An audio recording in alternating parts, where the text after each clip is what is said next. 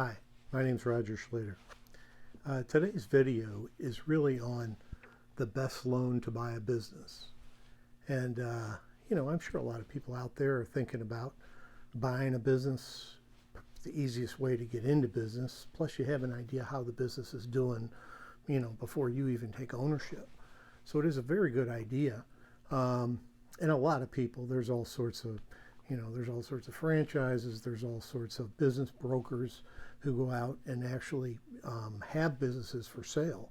They go and talk to these businesses and find out they're for sale, and then they go ahead and work with you and negotiate with you and the borrower for a price, and bingo, you own a business. Now the actual best loan to buy a business would be a conventional loan, let's face it, but there's problems with the conventional loan. The main problems is the down payment. With a conventional loan, you're talking 20% or more down payment on the actual total cost to buy the business, and that's not the loan. This is the total cost. So anyway, the second thing would be the credit. You do have to have good credit to get a conventional bank loan, and a lot of people, their credit just isn't up to that level. And number three is collateral. I mean, banks don't lose money. I mean, I'm really sorry, but I've said this before. Banks don't lose money. What they do is when they make loans, they collateralize them such as that they will get their money back, absolute.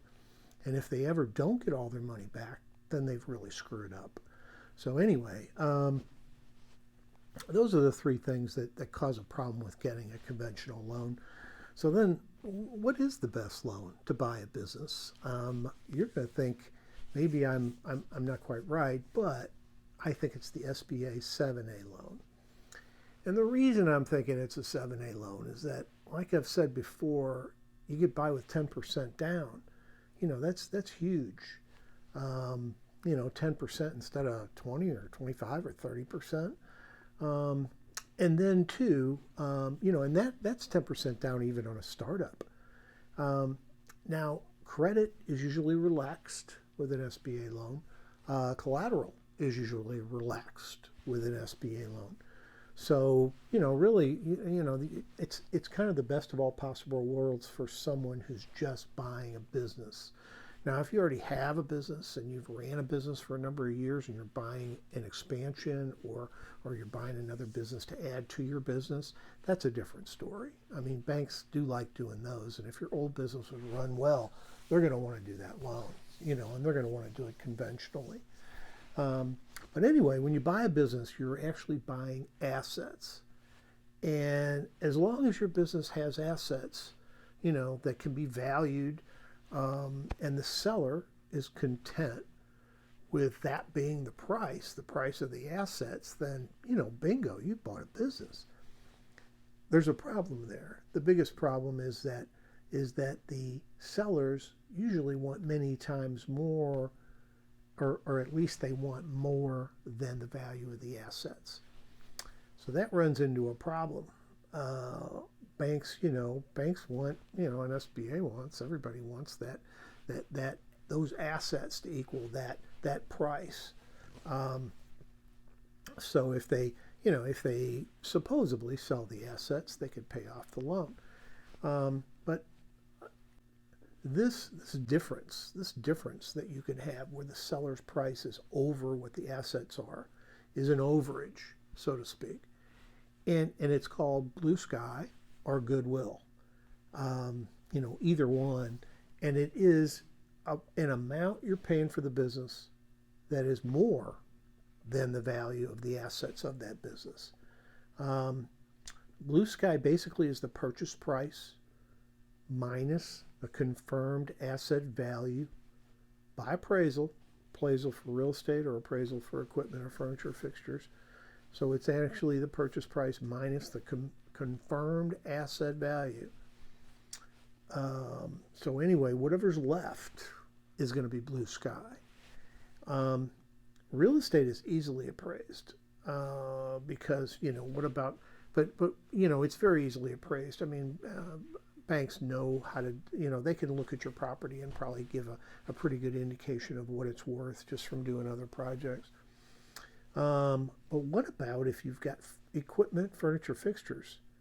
When they're brand new, the bank or the SBA will go ahead and just say, hey, they're what you paid for them because they're brand new.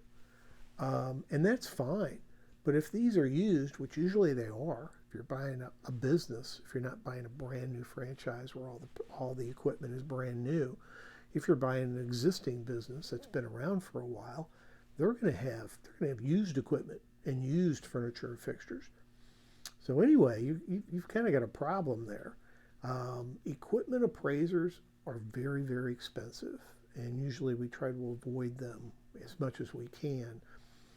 What I do, and what I've put in other videos also, is usually an SBA and banks will accept a value that is written in kind of a letter form.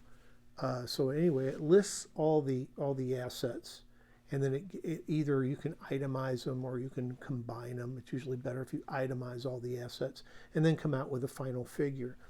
And basically, your person that does the letter is going to say, hey, I am a company that buys and sells this type of equipment, and he does have to be. So anyway, you find a company that buys and sells the type of business or the type of equipment and furniture fixtures that you use in your business. And the thing is that he's going to do it because he wants you to buy equipment, furniture, fixtures in the future from his business. So basically, he's going to take this letter, he's going to itemize the equipment, he's going to total the equipment, he's going to basically date the letter, and then he's going to say, hey, with all my value, with all my knowledge of value of equipment and furniture fixtures, these furniture and fixtures are worth X. And then he's going to go ahead and he's going to sign that. And he's going to put it on company letterhead. And SBA will accept that as an appraisal. Most banks will accept whatever SBA accepts as an appraisal. So anyway, that's kind of how I do it. And it's been done before. SBA accepts it, so there's really no problem, with that value. That's great. You finally found out a value of the equipment and the furniture fixtures. So anyway, we already had if you have a real estate, you already have the value of that. So anyway, now we have the assets valued, and then we go ahead and take the purchase price, and then we subtract the value of the assets, basically the real estate plus the equipment plus the furniture fixtures. Oh no. Oh no. There's an amount left over, an overage. What about that? That is blue sky. And that's what we began this whole conversation on values of the equipment. So anyway, blue sky or goodwill, and really no one wants to finance it unless they can find out the value of that whole business, including the blue sky and the goodwill. And that's another subject, because what you're doing is you're finding an appraiser who's going to basically appraise this whole business, and he's going to take into account that goodwill, or that blue sky, and he's going to give it a value because of the ongoing business. And there's not too many people that can do that. SBA's take on this is that if the amount being financed, the value of real estate and equipment, furniture, fixtures, is $250,000 or less, the lender may go ahead and perform his own valuation, which is great because he basically will. But it's hard to find, $250 isn't much. $250,000 is pretty low value. You're not going to get much. If the amount is greater than $250,000, or if the deal is between family, then, and family is like, they don't consider it an arm's length transaction because you're related.